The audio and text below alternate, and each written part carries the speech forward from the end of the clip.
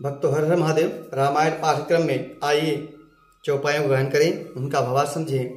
पिछले भाग में हमने गाया कि प्रभु को माताएं सहन कराती हैं, फिर उनसे सवाल करती हैं, प्रश्न पूछती हैं कि किस प्रकार तुमने भयानक ताड़का राक्षसी को मारा, किस प्रकार मारी सुबाहु का वध किया, उनका संहार किया। और उसी क्रम में हम चौपाइयों का गायन करें, उनका भावार्थ समझें। आइए। मुनि प्रसाद बलि तात तुम्हारी, ईस अनेक करवटे करवरे टारी, मख रखवारी करी दुहु भाई, गुरु प्रसाद सब विद्या पाई। माताएं कहती हैं, हे तात, मैं बलैया देती हूँ, मैं बलि जाती हूँ मुनि विश्वामित्र की कृपा की, जिनकी कृपा से ही तुम्हारी सारी जो बलाएं थी, जो विपदाएं थी, वह टल गईं। और दोनों भाइयों ने मुनि विश्वामित्र की यज्ञ की रक्षा की और गुरु के आशीर्वाद से हर प्रकार की विद्याएं प्राप्त की। मुनितीय तरीय लगन पग धूरी, कीरत रही भुवन भरी पूरी, कमठ पीठ पवि कूट कठोरा, निप समाज महु शिव धनु तोरा। उनके चरणों की धूल के लगने से माता कहती हैं, उनकी कृपा से ही चरणों की धूल लगते ही मुनि पत्नी अहिल्या तर गई। विश्व भर में यह कीर्ति व्याप्त हो गई।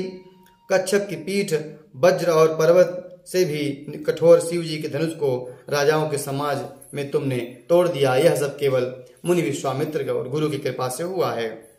विश्व विजय जसु जानकी पाई, आए भवन ब्याही सब भाई, सकल अमानुष कर्म तुम्हारे, केवल कौशिक कृपा सुधारे। माताएं कहती हैं, विजय विश्व के यश और जानकी को पाया और सब भाइयों को ब्याह कर घर आए। तुम्हारे सभी जो कर्म है वह अमानुषी हैं, एक सामान्य मनुष्य उन्हें नहीं कर सकता है। यह केवल मुनि विश्वामित्र जी की कृपा से ऐसा हो पाया है, ऐसा संपन्न हुआ है। आज सुफल जग जन्म हमारा, देखता तु विधु बदन तुम्हारा, जे दिन गए तुम ही बिनु देखे, ते बिरंच जन पार ही लेखे। माताएं कहती हैं कि हे तात, तुम्हारा चंद्रमुख देखकर आज हमारा जगत में जन्म लेना सफल हुआ। तुमको बिना देखे जो दिन बीते हैं उसको तो ब्रह्मा गिनती में लावें। मतलब कहने का ये है कि उस दिन को हमारे जिंदगी में, हमारे जीवन में शामिल न करें। राम पतोषी मातु सब कह विनीत वरवैन, सुमिर शंभ गुर विप्रपद किए नींद बसनैन। विनय भरे उत्तम वचन कहकर श्री रामचंद्र जी ने सब माताओं को संतुष्ट किया।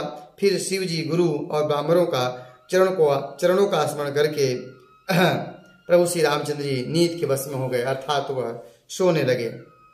नीदऊ बदन सोह सुठि लोना, मनहु साझ सर सीरहु सोना, घर घर करही जागरण नारी, देही परस पर मंगल गारी। नींद में भी उनका जो शरीर है अत्यंत सलोना और उनका जो मुख है वो सुंदर लग रहा है, मानो संध्या के समय लाल कमल सो रहा हो। इस प्रकार प्रभु श्री रामचंद्र जी का मुख दिख रहा है। स्त्रियां घर घर में जागरण करती हैं और आपस में एक दूसरे को मंगल में गालियां दे रही हैं। पुरी विराजति राजति रजनी, रानी कहीं बिलो कहूँ सजनी, सुंदर बधुन सासु लय सोई, फरकिन जनु सिरमणि उर गोई। रानियां कहती हैं, हे सजनी, रात्रि कैसी शोभा है जिसने अयोध्यापुरी विशेष सुशोभित हो रही है। सासुएं सुंदर बहुओं को लेकर सो गईं, मानो सर्पों ने अपने सिर पर मणियों को हृदय में छिपा लिया। इस प्रकार माताएं अपनी बहू को लेकर सोती हैं। प्रात पुनीत काल प्रभु जागे, अरुण चोड़ बर बोलन लागे, बंदिमा गधनी गुनगन गाए, पुरजन द्वार जोहार न आए। प्रातः काल उठकर प्रभु ने जब सुंदर मुर्गे बोलने लगे तो और भाट और मागधों ने प्रभु का गुणगान किया और प्रभु ने उनको जुहार करने के लिए दरवाजे पर आए। बंदी पीप्र गुर बंदी विप्र सुर गुर पितु माता, पाई शीस मुदित सब भाता, जननीन सादर बदन निहारे, भूपति संग द्वार पुग धारे। ब्राह्मणों, देवता, गुरु, पिता और माताओं की वंदना करके सबका आशीर्वाद प्राप्त करके प्रभु प्रसन्न हुए। माताओं ने आदर साथ उनके मुख को देखा, फिर राजा के साथ दरबार में वह पधारे।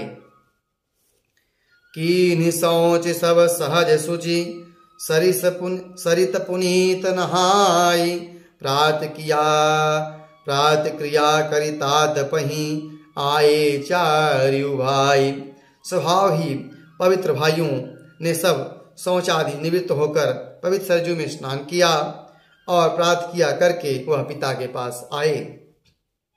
भूप बिलोकी लिए उरलाई, बैठे हरसी रजाय सुपाई, देखी राम सब सभा जुड़ानी, लोचन लाभ अवधि अनुमानी। राजा ने पुत्रों को देखते हुए उन्हें हृदय से लगा लिया। फिर उन भाइयों ने राजा का अनुशासन पाकर वह वहां बैठे, प्रसन्न होकर बैठे। प्रभु श्री रामचंद्र जी को देखकर जो राजसभा थी वो काफी हर्षित हुई, सबको आनंद मिला और सभी ने अपने अपने नेत्रों को जो लाभ है वह प्रभु श्री रामचंद्र जी के रूप को देखकर पाया। पुनि वशिष्ठ मुनि कौशिकुआए, सुबह आसन ही मुनि बैठाए, सुतन समेत पूजी पद लागे, निरखी राम दो गुर अनुरागे। फिर मुनि वशिष्ठ जी का राजसभा में आगमन हुआ और राजा ने अपने पुत्रों के सहित गुरु वशिष्ठ जी के चरण का उनका पूजन किया और प्रभु श्री रामचंद्र जी को देखकर गुरु वशिष्ठ जी मंत्र मुग्ध हो गए। कहीं वशिष्ठ धर्म इतिहासा, सुनहि महिषु सहित रनिवासा, मुनि मन अगम गांधी सुत करनी, मुदित वशिष्ठ विपुल विधि वर्णी। वशिष्ठ ने धर्म इतिहास कह रहे थे, राजा और निवास सब सुन रहे थे, जो मुनियों के मन को भी अगम्य है। ऐसी विश्वामित्र की करनी को वशिष्ठ जी ने आनंदित होकर बहुत प्रकार से वर्णन किया। बोले वामदेव सब साची, कीरत कलित लोक तिहु माची, सुनि आनंदु भयऊ सब काहू, राम लखन उर अधिक उछाहू। वामदेव जी बोले, ये सब बातें सत्य हैं। विश्वामित्र जी की सुंदर कीर्ति तीनों लोकों में छाई हुई है। यह सुनकर सब किसी को आनंद हुआ। श्री राम लक्ष्मण के हृदय में तो अधिक उत्साह आनंद छाया था, क्योंकि वह विश्वामित्र के साथ में रह के आए थे। मंगल मोद उछाहनित, जाहि दिवस ही भांति, उमगी अवध आनंद भरी, अधिक अधिक अधिकाति। नित्य ही मंगल, आनंद और उत्सव होने लगे। इस तरह आनंद में दिन बीतते जा रहे थे। अयोध्या आनंद से भरकर उमड़ पड़ी। आनंद की अधिकता और बढ़ती ही जा रही थी। नित्य नवीन आनंद की उमंग अयोध्या में हो रही थी। आज की कथा यहीं तक। आगे कथा में मुनि विश्वामित्र जी भी अयोध्या से जाने के लिए कहते हैं और उनका दशरथ जी विदा करते हैं। इसके बाद हम अयोध्या के कांड के अंतिम पायदान पर कल हम कथा कहेंगे। इसके बाद कल के बाद हम अगले दिन में अयोध्या कांड की कथा का प्रारंभ करेंगे। आज कथा यहीं तक। कथा अच्छी लग रही हो तो यूट्यूब चैनल को सब्सक्राइब करें, कमेंट करें। हर हर महादेव।